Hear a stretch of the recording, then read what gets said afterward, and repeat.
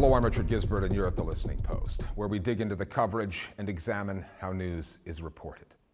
Given what is now unfolding in Eastern Europe and the prospect of a wider conflict between Russia and the NATO alliance, we are dispensing with our usual format. Our starting point this week is Ukraine. With the last-minute diplomacy failing and the prospect of an invasion growing from likely to inevitable, news outlets were relying on open-source intelligence, evidence to show their audiences the buildup of Russian troops and armor on the border with Ukraine. I know you've been studying these satellite images closely, the troop movements, the buildup. Monday, 5 p.m. Moscow time. Vladimir Putin assembles his Security Council at the Kremlin, a made-for-TV meeting that, if nothing else, produces some political theater. Или признавать суверенитет.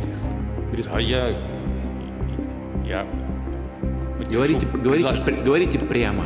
Later that night, in an hour-long speech to the cameras, Putin denies that an independent Ukraine has a right to exist. Roughly 48 hours later, on Wednesday, Putin's Ukrainian counterpart, Volodymyr Zelenskyy, sends out a last-ditch message. Я знаю, что это мое обращение не покажет по российскому телевидению, но граждане России должны его увидеть. Они должны знать правду. А правда в том, что нужно остановиться, пока не поздно. It was too late. The next day, just before 5 a.m. local time, Putin announces what he calls a special military operation to protect Russian-speaking Ukrainians from a potential genocide at the hands of Kiev. In what has come to be a trademark of war in the 21st century, some of the first images the world saw came from somebody's phone. And as the scale of the invasion made itself known, it's tragic, it's irrational, it's also evil. Many analysts on both sides of the geopolitical divide had to admit they got it wrong. A primary reason for that was the incessant spin coming out of the Kremlin and the channels it controls. Was that misinformation, or was it also an underestimation of Vladimir Putin's willingness to go to war? Taking us through the Russian side of this global story now, including cases of misinformation coming out of Moscow, is Johanna Hoes. Well, Richard, as we've reported before, this war is as much about words as it is about weapons. For months, as Western media and intelligence officers warned of an imminent invasion, Russian news outlets dismissed, at times even parodied, those reports. Байден якобы объявил, что вторжение России на Украину начнется на следующей неделе. Bloomberg упоминает 15 февраля. Политика пишет про 16 февраля. Сегодня CNN 22 февраля. Unlike 2014, leading up to the annexation of Crimea, when reporters on the Russian airwaves were beating the drums of war, we were seeing very little of that kind of belligerent coverage. But that will change this past week. Russian propaganda has kicked into gear, notably on state-owned, Kremlin-controlled news channels tasked with justifying the invasion. The push on Russian TV is relentless, all echoing the Kremlin's narrative on alleged Ukrainian aggression, the need to defend Ukraine's Russian-speaking population from some kind of genocidal attack. Итак, Российская Федерация начала операцию по демилитаризации, денацификации Украины, операцию по спасению жителей Донбасса. Мы в самом деле долго откладывали, в самом деле долго терпели. Терпеть дальше уже невозможно. There are also videos reportedly produced and staged by the Kremlin of supposed Ukrainian attacks serving as a pretext for war. Misinformation beaming out of Moscow is not new. Russia has been honing these kind of tactics for 8 years, ever since it's annexed Crimea. It is an integral part of its hybrid war strategy. Alexei Navalny, Russia's jailed opposition figure and part-time journalist, has been tracking the propaganda closely, not by choice.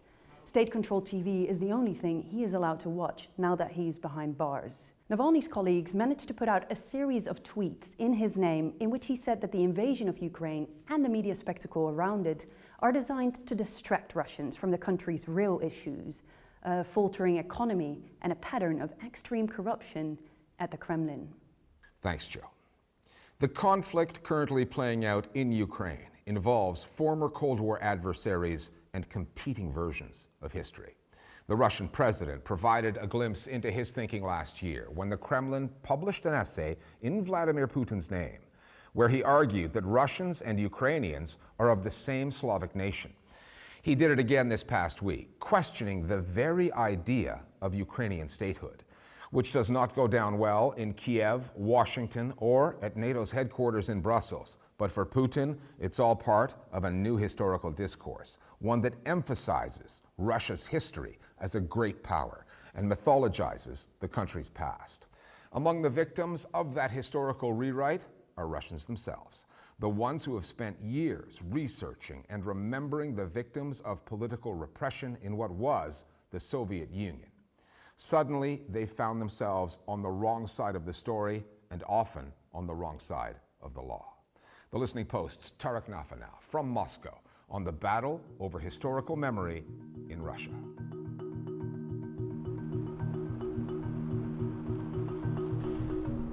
December 28, 2021. An abysmal year for free expression in Russia comes to a fitting conclusion with a judge ordering the closure of the country's oldest human rights organization.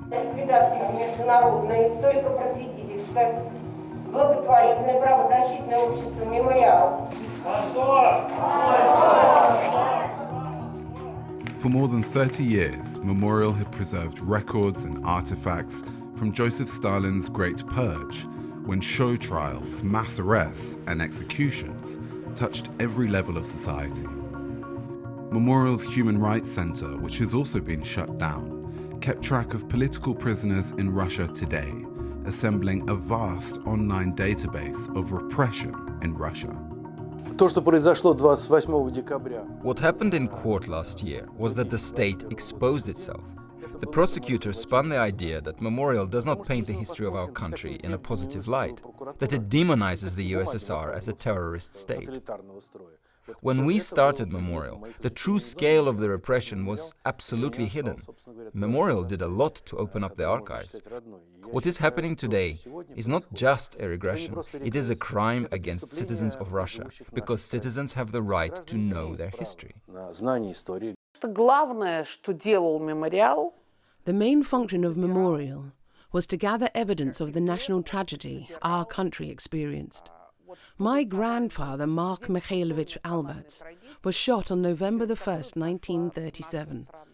More than 1,000 people like him were shot the same day. They wanted to force him to admit that he was a Trotskyist, even though there wasn't a single shred of evidence to support that. This was the memory gathered and researched by Memorial. Memorial started functioning as a political organization, and that really is a pity. I remember Memorial when it was created at the end of the 1980s as an organization aiming to help the relatives of people who were imprisoned and to remember them. Nowadays it has become an anti-Russian political organization. Mikhail Mirkov's argument echoes that of the state, which has grown more defensive of Russia's historical legacy. When Memorial first surfaced in the late 1980s, things were different. Citizens were seeking out the truth about Soviet state terror, and relatively little stood in their way. In 1990, members of Memorial installed this, the Solovetsky Stone, here in Moscow, to honor victims of political repression in Soviet Russia. It was a period of glasnost, openness and transparency, when Russians were learning about the atrocities committed under Joseph Stalin. The decision to put it here in Lubyanka Square was significant. We're right across the road from what was the KGB's headquarters, now home to the FSB, the Federal Security Services. But 30 years on, some of those dark chapters from Russia's past are being erased. History is being rewritten. When Vladimir Putin came to power, practically all the archives were closed. The people who exercise power in Russia today are former KGB officers or members of the Foreign Intelligence and the FSB. They are ideological supporters of the KGB and the USSR. They want to pretend that there was a short period of repression, But in reality, the whole governance system of the Soviet state was based on violence. There were a lot of chat that, Stalin had nothing to do with that. We know now. We have all these numbers. This is Stalin, Iosif Stalin. That his signature, they were killed just because, there was the politics of terror, because violence was the form of governance. Right. That's it.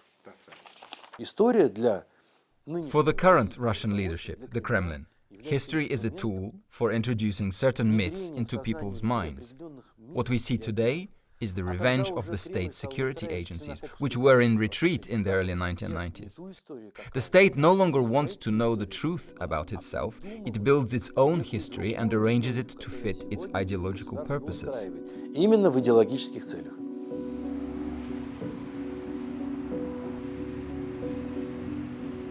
It's not that Vladimir Putin is denying that political repression took place. In 2017, he unveiled this, the Wall of Grief, Russia's first official monument to those killed by Stalin.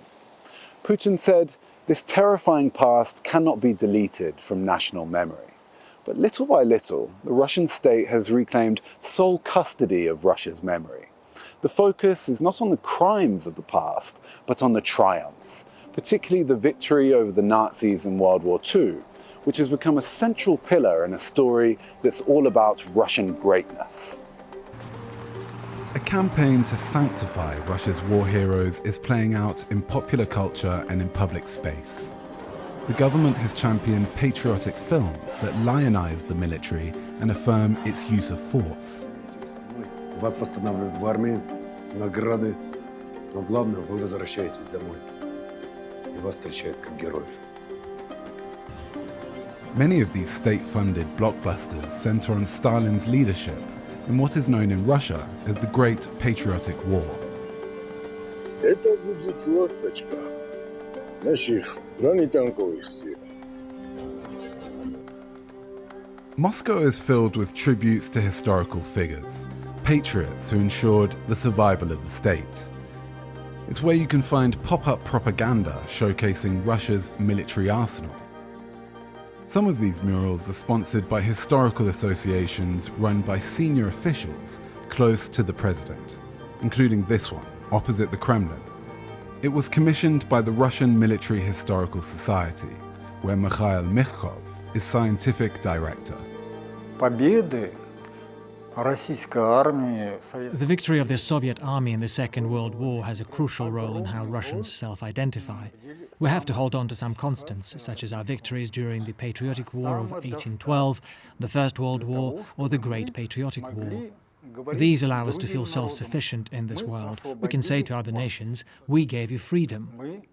We live in a world that was created by the Soviet Union in 1945.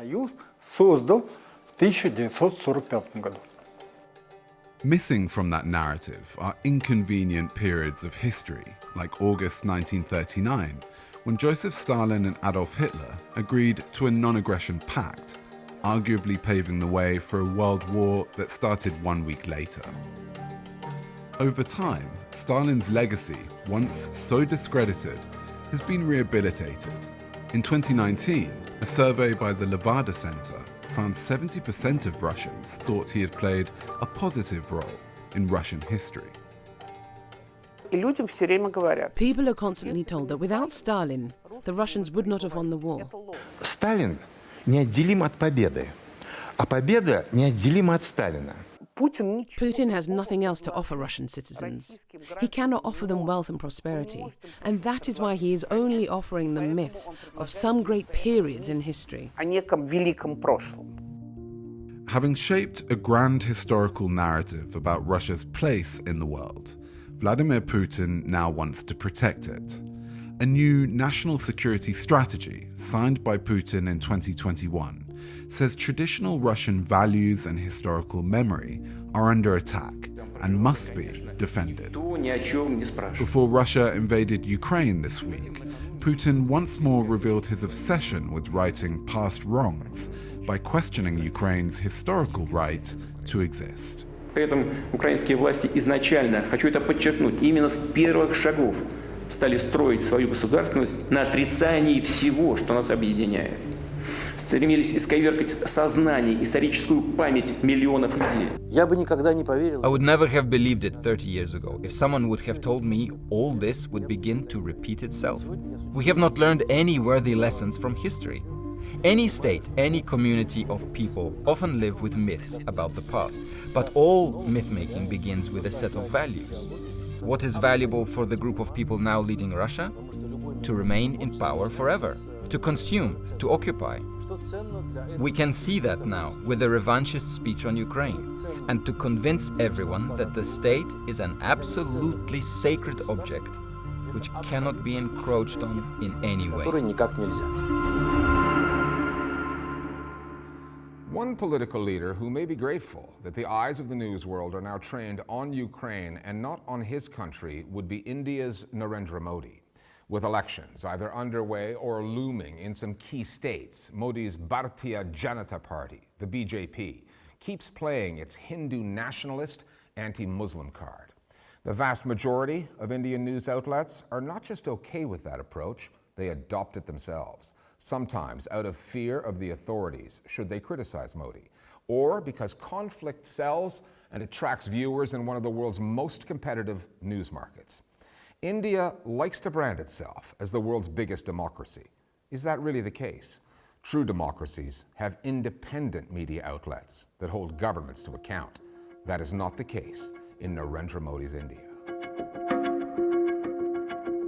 Politics do not get much uglier than what India has to offer in 2022. This post, with its stereotyping and dog whistling, showing the hanging of Indian Muslims, promising terrorists will see no mercy, is not the work of a radical fringe. It comes from an official account of the BJP, the country's ruling party, and was posted by its communications team in Gujarat, a state that will hold an election later this year. Gujarat was once home to Prime Minister Narendra Modi. It is where he shaped his politics, made his name. Stereotyping a community through its clothing and then showing members of that community hanging from a noose is not something that would be acceptable in any democracy in the world, and it shouldn't be. It has become acceptable in this country, and it requires a lot of work from activists to be able to take such material off social media. Gujarat is Mr. Modi's home state, and for the Twitter handle of the ruling party, for the Instagram handle of the ruling party, to post an image of Muslim men hanging by the noose. I mean, the message could not be clearer. I checked the reactions, on my social media, and even people who are usually fence-sitters, quote-unquote apolitical, even they were completely gobsmacked by this. Their reactions were, okay, this is our ruling party, what is happening, how is this normal, how is this completely acceptable in this day and age? But of course, we can't look at this cartoon in isolation. Not with what's been coming out of Uttar Pradesh. UP is India's most populous state. More than 200 million people live there. It is in the middle of its own state election, one that is seen as a bellwether for national elections that are 2 years away. Narendra Modi's man in UP is Chief Minister Yogi Adityanath.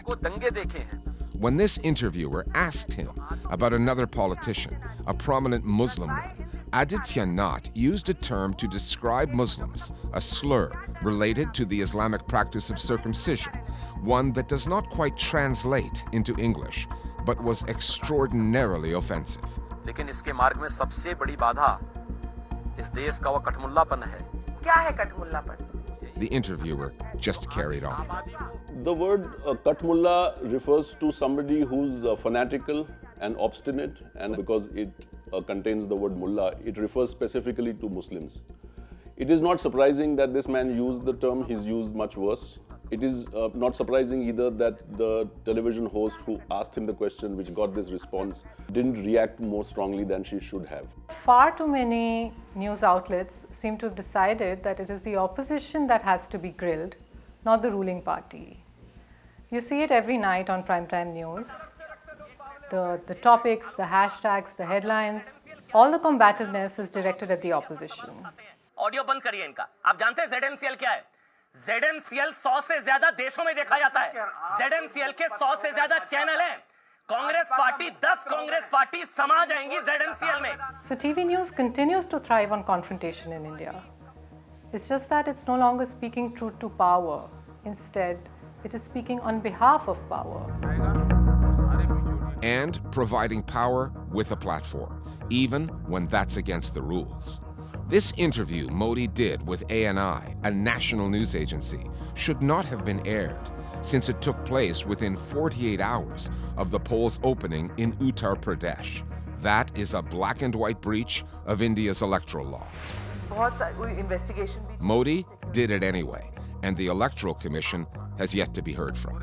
At one point, in fact, the Prime Minister is not even looking at the interviewer directly. He just turns around and looks at the camera. So there's not even like a farce of this being some sort of dialogue between two people, which just tells you what this interview supposedly was all about. That interview is then circulated and carried by pretty much every publication in the country. Narendra Modi, in the last over 7 years that he's been Prime Minister, he has not addressed a single press conference. He has never given journalists the chance to ask him questions off the cuff. Namaskar. The only media appearances that he makes are well-scripted television interviews, where the questions are always softball. लेकिन उस वक्त आपको कैसे महसूस हुआ था? And we haven't really seen an interview yet where anyone has ever grilled the Prime Minister or asked probing questions of him. It's not for a lack of journalists or news outlets. India's media ecosystem is the world's largest. Almost 400 24-hour television news channels, tens of thousands of newspapers and websites. Since 2014, when Narendra Modi was first elected Prime Minister, the vast majority of those channels have become pro-BJP. Modi's brand of nationalism is built on conflict, pitting the Hindu majority against Muslims, with some anti-Christian content thrown in. You don't believe. Peddling conflict also happens to be a winning formula in the 24-hour news game. It's bad for populations, but good for ratings. Stray from the consensus, as Rana Ayub has done through her reporting, and you risk facing vilification, even death threats from online activists, or legal investigations and court cases brought by the authorities. We contacted multiple BJP spokespeople with questions about this story. We got nothing back. They don't feel it necessary to respond because they have their own ecosystem, they have their own set of news anchors who have kind of already built this image of Western media as propagandists, this narrative that whether it's the Washington Post or Al Jazeera or New York Times, they're all here to spread a propaganda against Narendra Modi every time a critical question is asked. The New York Times has done it again. The American newspaper's latest article on the Pulwama terror attack is an example of how Western media misleads readers. Because the government has been able to successfully enter average Indian middle class drawing rooms via news channels or just simply, frankly, WhatsApp forwards. There is almost this sense of insurmountable impunity with which the government acts, to the point that no amount of criticism will get to them, that we don't need the independent media or we don't need the foreign media to listen to us or platform us. तो कभी-कभी ये media house भी उनके देश के हितों के लिए भी देशों के बीच की जो स्पर्धा होती है तो एक लाइन ड्रॉ करते हैं तो उनकी एक अपनी दुनिया है चलने दीजिए. India's media ecosystem has been known to feed on itself, as it did in Gujarat. After Twitter took down that tweet for violating its rules, the BJP said it did not intend to target Muslims, that newspapers and TV channels show images of criminals, and that the caricature was based on them. That is how what goes around in the Indian news media, the hate, comes around. And it does so at the expense of other stories of fundamental importance that go un- or underreported. Stories such as, how are hundreds of millions of Indians going to feed themselves today? 60% of India's population is dependent on free grain. 800 million individuals. The primary narrative in India is not about poverty. There are no debates on the economy. What we hear every night is Islamophobia. Are they not forcing their views on their children? How can we persecute Muslims today, and on what subject? Whom they cannot marry, where they cannot stay, what they cannot wear. And the responsibility of this falls on the free and independent media of this country. They have chosen to do what they do every night, where they echo what the government says every night. And it is because of them, in large measure, that the present and the future look quite gloomy.